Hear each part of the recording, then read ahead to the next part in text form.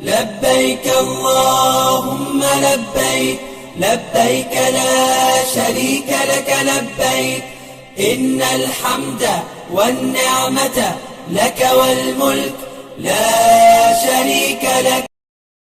ইসলামের অন্যতম পবিত্র স্থান হলো আরাফাতের ময়দান।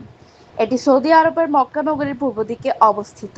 এই ময়দান হজের অন্যতম গুরুত্বপূর্ণ অংশ এবং ইসলামের ইতিহাসে এটি একটি স্মরণীয় স্থান।